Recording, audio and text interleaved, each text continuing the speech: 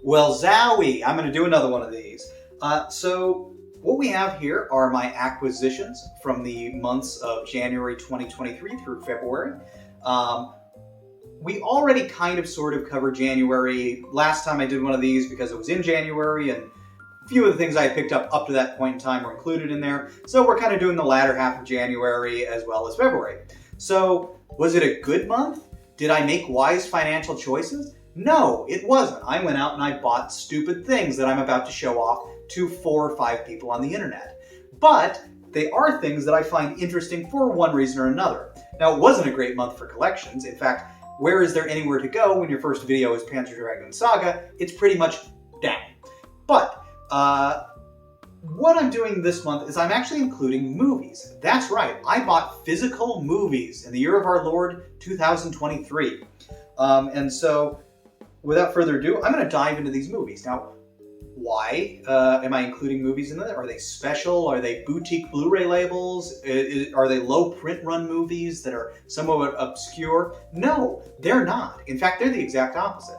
I'm including these movies because I bought all but one of them at Dollar Tree. So I paid $1.25 for each of these movies that you're going to see here. Some are Blu-rays, some are DVDs. Yes, I bought DVDs in 2023. But I find it absolutely fascinating that you can buy a DVD at a Dollar Tree. To me, that's absolutely mind-blowing. And so I'm going to lean into it. So what we have here, the first one, it's a 4-film shark collection. That's right, I got 4 movies for $1.25, and they're not worth it. To be completely honest, I don't like sharks. I think they're boring. I've never got the appeal of sharks. I do not like Shark Week. I find it very, very boring. There is one good shark movie, and it's good despite it having a shark in it, not because it has a shark in it. But nonetheless, I now have 4 shark films that I got for $1.25. You've got Shark Attack, Shark Attack 2, Shark Attack 3, Megalodon, and Shark Zone. I'm not going to read the description of all 4 movies. I'm just going to read Shark Zone because that's the dumbest name. The only survivor of a shark attack, Jimmy Wagner, must face the same great white sharks 10 years later as they return for a second round to terrorize a beach resort. So I guess you've got a roaming gang of sharks attacking a beach town. Somebody called the Jets.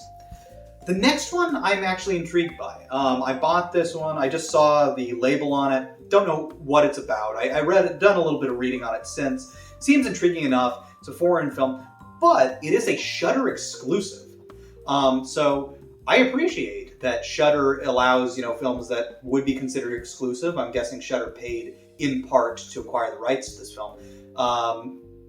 That they're allowing it to come out on DVD. That is a very important thing.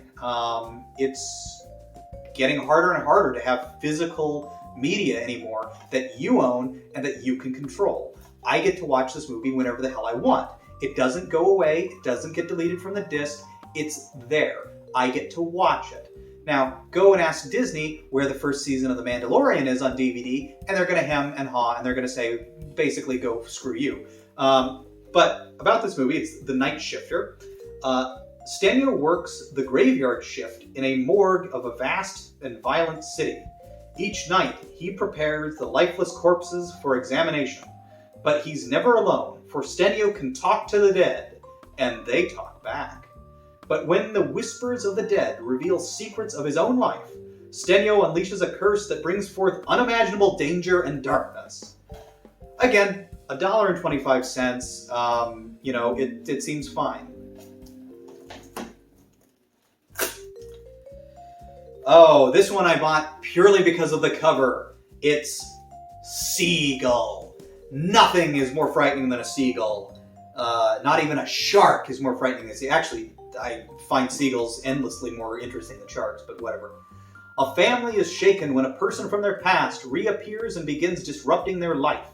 Rose, who has been living alone on a beach for 8 years, returns to her hometown to take revenge on the family. After increasing threats and scare tactics, she kidnaps their daughter Lily with the help of a local fisherman. Only one member of the family knows why they are being targeted by Rose and her cohorts, but they must all work together to save their beloved Lily. Like I said, I don't know anything about this movie. It sounds like trash, but this picture where they're trying to make seagulls frightening, this cover here, I just love it, and especially on the back. They're trying to make these birds seem menacing to any degree, and I adore it. Next movie is a bigger title. It is a movie starring one of the sexiest women on the planet, Oculus. This was a big release. I don't really recall how well it did in theaters. This was one of Karen Gillan's first big Hollywood movies after she left Doctor Who. But yeah, it's I remember enjoying it. Seeing is deceiving in this disturbingly original horror flick that reflects heart-stopping terror as you've never imagined. It's been 10 years since the lives of siblings Tim and Kaylee Russell were shattered, and Tim was convicted of murdering their parents. Now released from a mental institution, Tim wants to move on, but his sister has other plans.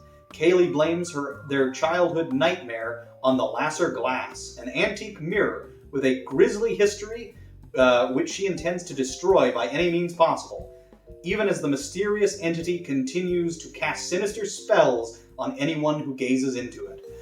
This was not a bad horror film. It was just your standard, 2010s horror film.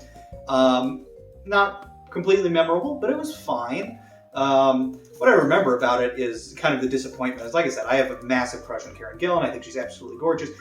They took away one of her sexiest aspects. Is she has an American accent in this movie, and a Scottish accent is to die for. So unfortunate that she has an American accent in this, but it is a decent enough film, and it was $1.25.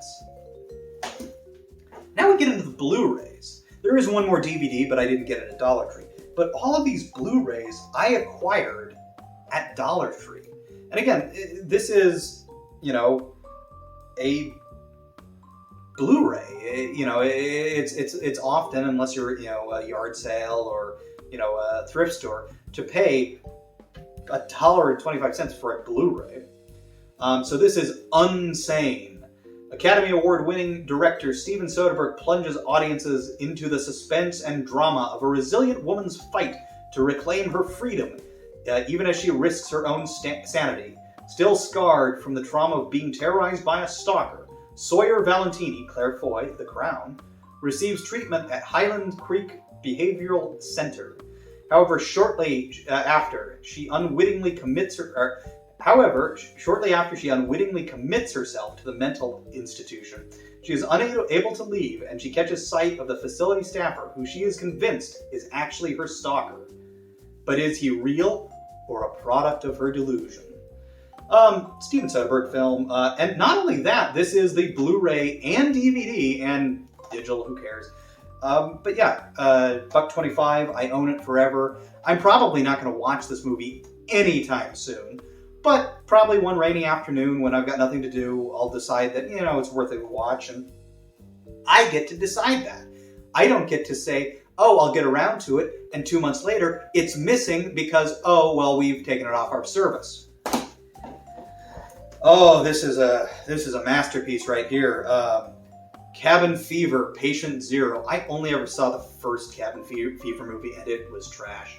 A group of friends plan the perfect vacation in the Caribbean, but when they head ashore to explore a remote island, their ultimate bachelor weekend devolves into their worst nightmare. After an ill-fated swim in contaminated water, they stumble upon a seemingly abandoned research facility where a deadly flesh-eating virus has been unleashed.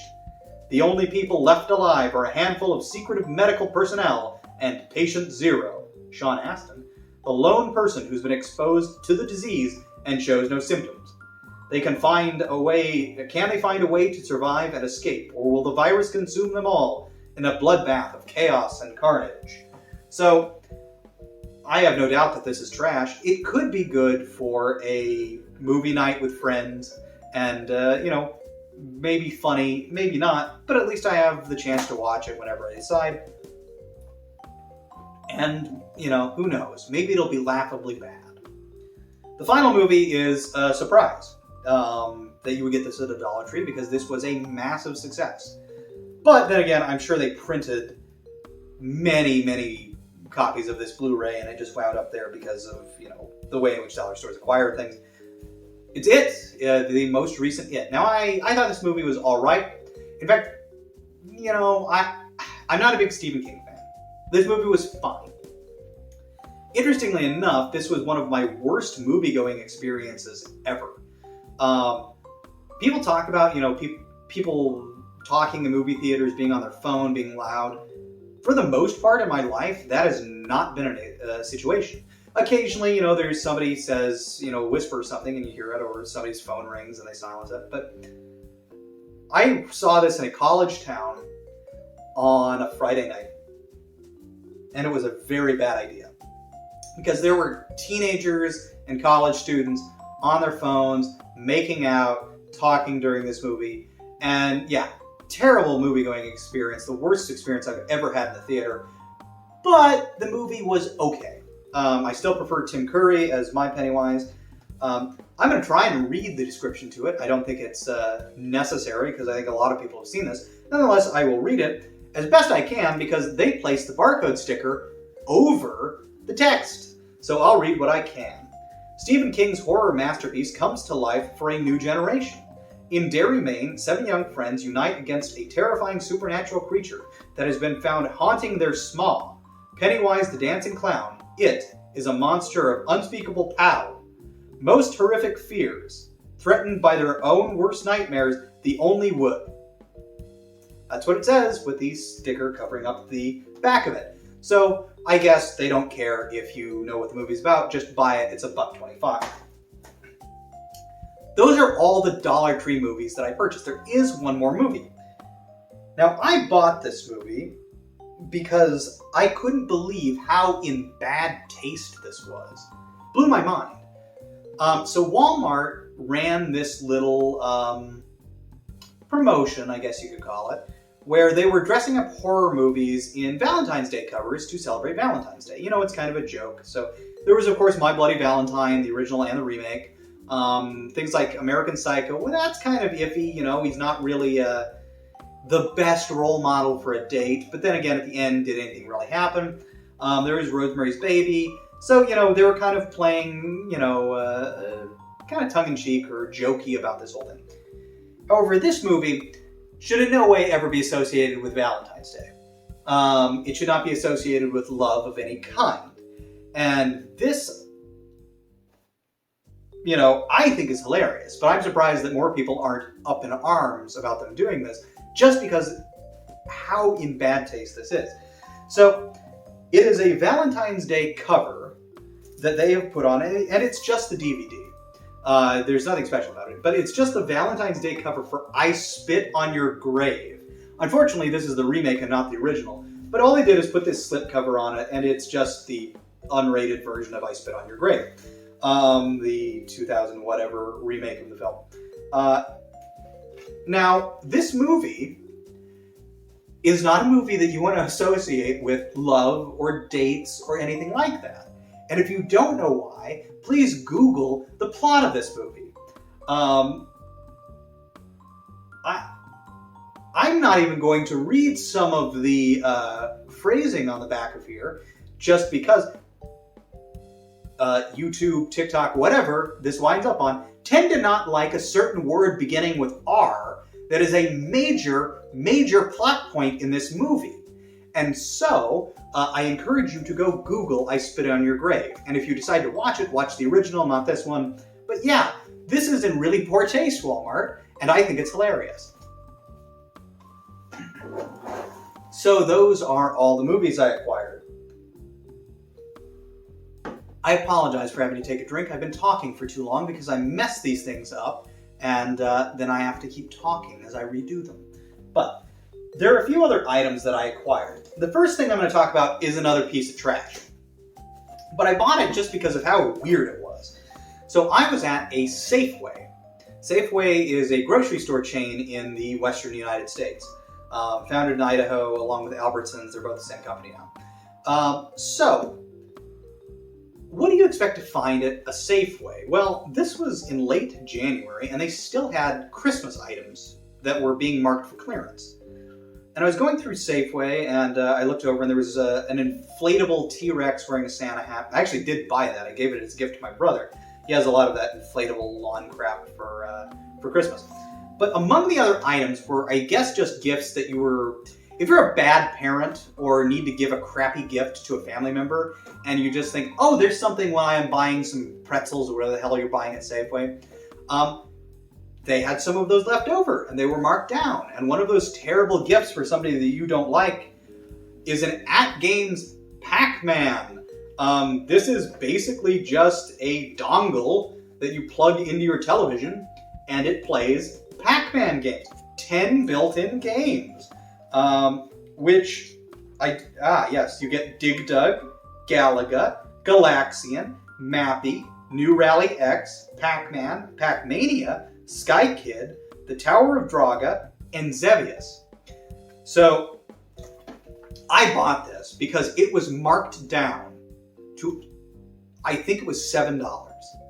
And it was right near, again, this is the epitome of an impulse buy. Because I looked over, I saw the T-Rex with the Santa hat, I thought, I'll get that for my brother, and this thing was just sitting right there, and I know it's garbage. I actually had one of those terrible at-games Sega Genesises. I was a I was a teenager when they first started producing those. I was one of the fools who bought one, and they are garbage, and I have no doubt that this is garbage as well. But there was something just so funny to me about buying one of these at a grocery store. This was just sitting there, marked down. I have no idea what the actual asking price was when they were trying to sell it for a crappy Christmas gift. $7 is probably too much for this, to be completely honest. But whatever, it made me laugh, and now I own it. I own it forever. Next few items here are video games. Actual video games that I will probably play. I picked this up.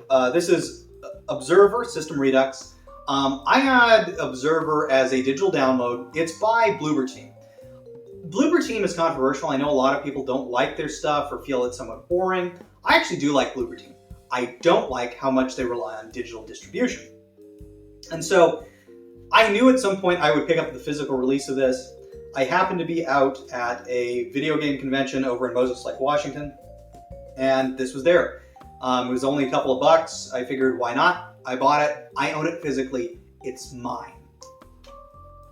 Now we're going to get into some original Xbox games. Most of these I have acquired because I lost my original Xbox set years ago. When I was a teenager, we were moving out of the OG Xbox.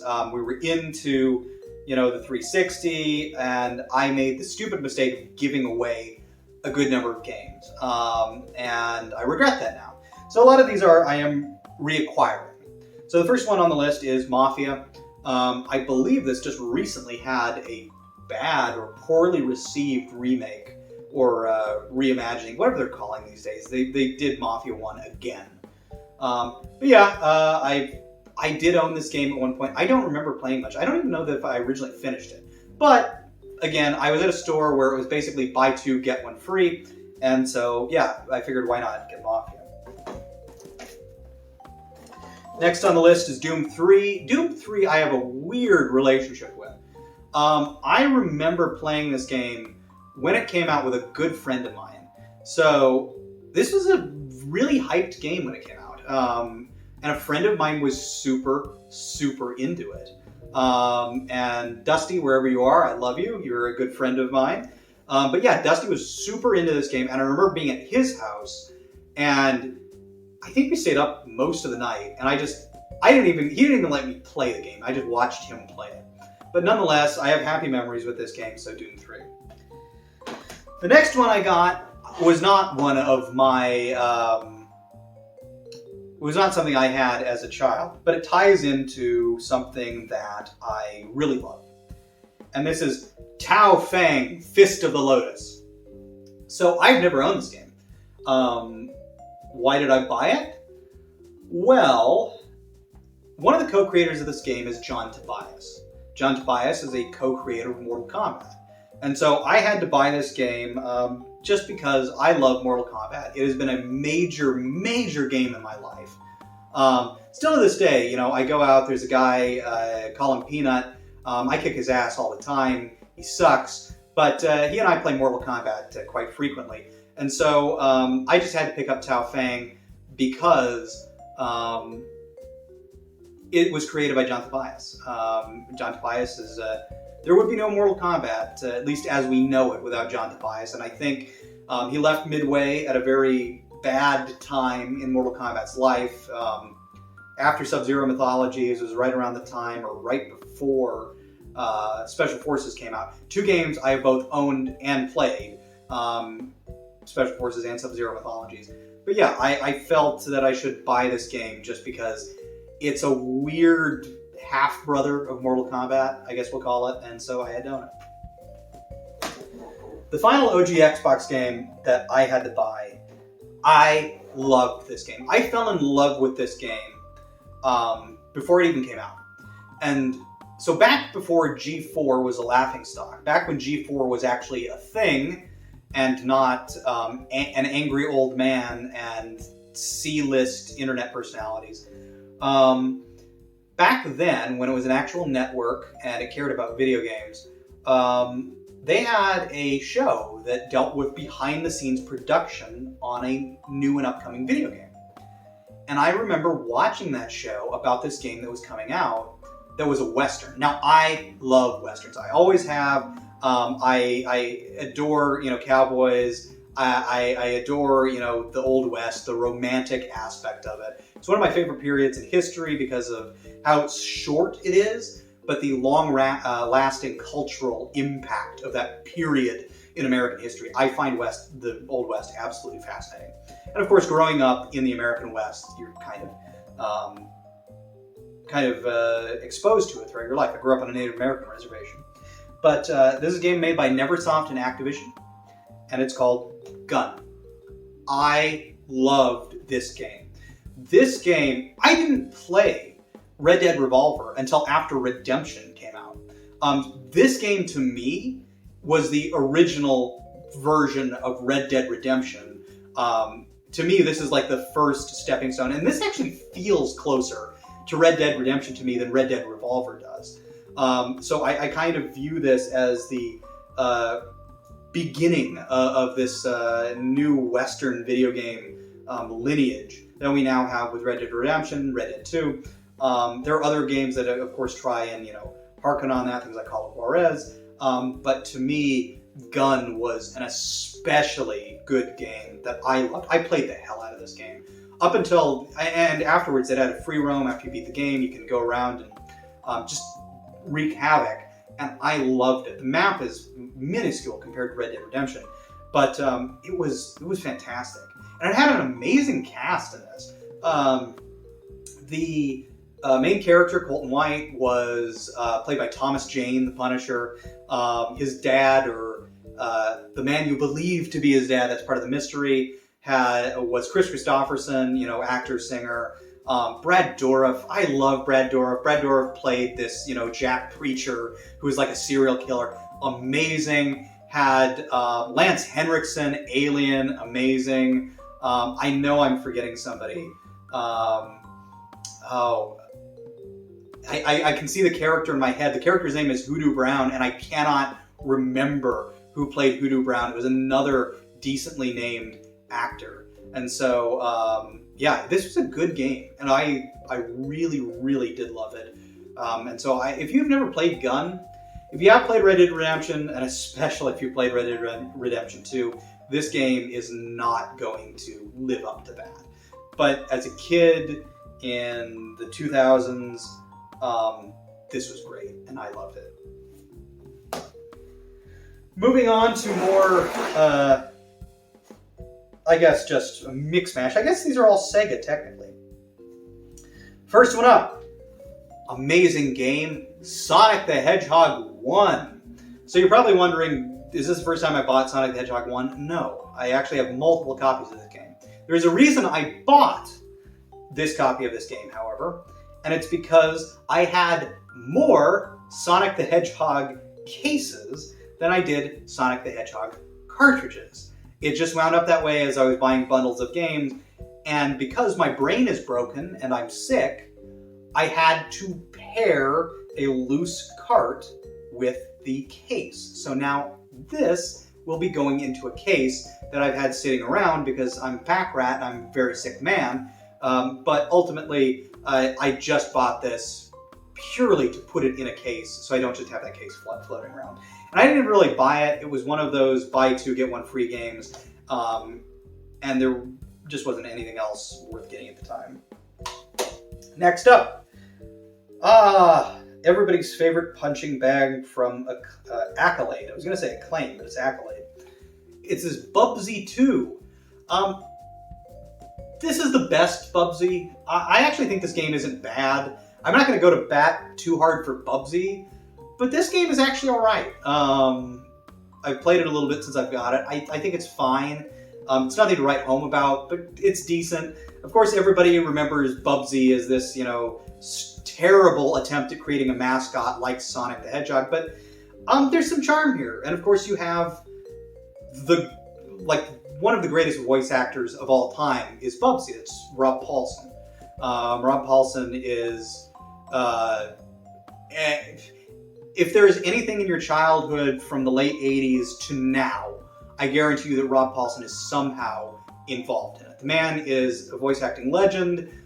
He was Bubsy. To me, Rob Paulsen will always be the original Raphael in the 87 Ninja Turtles. Of course, he was Yakko Warner, Carl Weezer, Jimmy Neutron, and countless other characters. And so, Bubsy, everybody loves to hate him, but Bubsy 2 is alright. Next up, this is a first for me. I am not a big Sega Master System guy. I know I picked up a Sega Master System game last time, which was Ghostbusters, because I love Ghostbusters, very important to me. But I picked up another Sega Master System game, and this is actually my first Sega card. I just have not seen these. These have not been around all that much for me to have a chance to actually buy a Sega card. Tested it out in my Master System, works great. It's just interesting. Hey, look at that, it's a terrible cut. For some reason, my device completely died while we were doing that.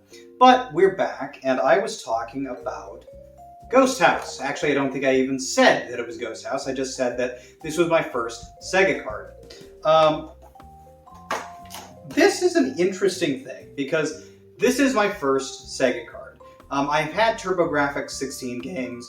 I always find these very interesting, because I really do like this format. Now, I'm sure there's a reason these didn't catch on, whether it's the size or cost of production.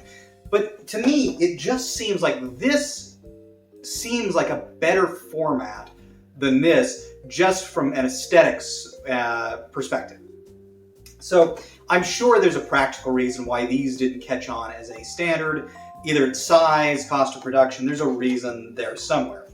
But yeah, this is Ghost House. So I'm going to take a look at the back. I guess I have a ghost theme going with my Master System now. But Ghost House, a spooky romp through Count Dracula's incredible haunted house. You're Mick, and the good news is that your grandfather told you that you're to inherit the family jewels. Okay. A flashy collection of diamonds, rubies, sapphires, even opals. Hang on, Sega, you got that in the wrong order. So, opals are the least valuable. So you've got that completely backwards. So it should be a flashy collection of opals, sapphires, rubies, and even diamonds. Yeah, are all yours. The bad news is they're hidden inside Count Dracula's mansion. Well, good going, Grandpa. They have been for years. Why? First, you have to wipe out bats, Draculas, and even their annoying henchmen. Bats, they pluralize Dracula. I love that they pluralize Dracula. There's more than one. They're not vampires, they're Draculas. Then you have to find the hidden keys and passageways that should lead to your family's long-lost treasure. Is it long and lost? How is this an inheritance? It sounds like your grandfather just told you to go and get it rather than you inheriting it. Because if it's there and it's not your castle, if it's Dracula's castle or Dracula's haunted house, whatever the hell it is, and it's your stuff and you have to go and get it, this does not follow the laws of wills and estates at all. Ghoul luck, you'll need it. Ghoul is too far from good. That doesn't work. No. But that's Ghost House on the Sega card for the Sega Master System. The final item, I've already kind of taken out of its box here, I got at the game show in Moses Lake, Washington. And it is, I'll just lift up the box first. It is a Wonder Wizard scoreboard. So usually they say people play games within their generation. I'm not like that. I'm kind of a unique specimen there. And not to say that everybody has to do that, but usually somebody has to have a sentimental connection when they collect games to certain things. I grew up with older siblings way outside of town, didn't have neighbors. And when I say I didn't have neighbors, I mean we lived up in the mountains surrounded by trees for the most part. And so I didn't really see other kids all that much when I was outside of school. So it was just me and my older brothers. My older brothers, run the gamut in age, but they were all older than me. So my childhood was kind of spent with hand-me-downs and stuff that they liked. So I loved Ghostbusters, Ninja Turtles, stuff more from the late 80s into the 90s rather than what stuff people my age would like. I never really got into like Disney live-action sitcoms, SpongeBob. Pokemon is the best example of it. My older brothers were too old for Pokemon. I never got into it. And so there are people who are like super into games and they talk to me about Pokemon. I don't get it. I don't get it. So nonetheless, excuse the cough, I've been talking too much. As you can tell, I did this all once before, and then the camera died, and now I'm having to do it again. At least this part. The Wonder Wizard is a Pong console. It's a first generation console, and I like buying Pong consoles. I actually really like the first and second generation of video games. I find it fascinating. I love to find these old pieces of technology that, at the time, this was like a fixture. It was like an appliance. You have a blender, you have a microwave, you've got a Pong console, you got a TV. You attach it to your television and you just let it sit there. A lot of these, not this one in particular, but some companies, when it came to these little control boxes, which I've got an adapter so we don't ever have to use these, some of these even had mounting screws for you to mount it on your wall, because the thought was that you would mount this to your wall and you would leave the Pong console attached to your TV, because how would anything ever top Pong? It's going to be there forever, and you're always going to play it on your console television with your shag carpeting. But this is the actual console itself. It's fairly small compared to some other Pong consoles. Its controllers pop out like this, metal on the bottom. The odd thing about this, and you won't be able to see it because I won't be able to see it on camera, but these red buttons are labeled, and you would think they would be labeled the same, but they're not. This is to serve, so this controller will always serve the ball, and this is to reset the console. And so it's odd that one party gets the reset button, and the other doesn't, and the other party gets the serve button. It is an interesting little console. I've hooked it up, works fine, no issues with it. It did not come with an AC adapter. That's really normal for consoles of this age.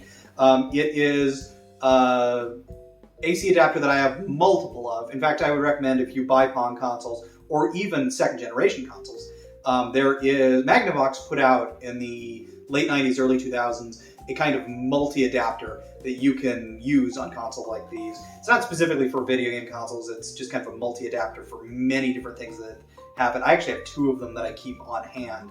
And so, yeah, it's your standard Pong console. Works fine, I enjoy it. But yeah, that's about it. The one interesting thing about this, though, is if you'll notice on the box, it advertises the games that it has. It has hockey, highlight, tennis, and handball. So it's got hockey, highlight, tennis, and handball. On the actual console, it has hockey, tennis, squash, and practice. And it's really weird because when you actually play those games, they match perfectly the artist rendering of the other games on here. They just changed the name for whatever reason. It must have been a marketing decision after they already produced the thing. But yeah, it's just really strange. But nonetheless, it is a fine little Pong console. I'm happy to add it to my collection. And I thank you for tuning in.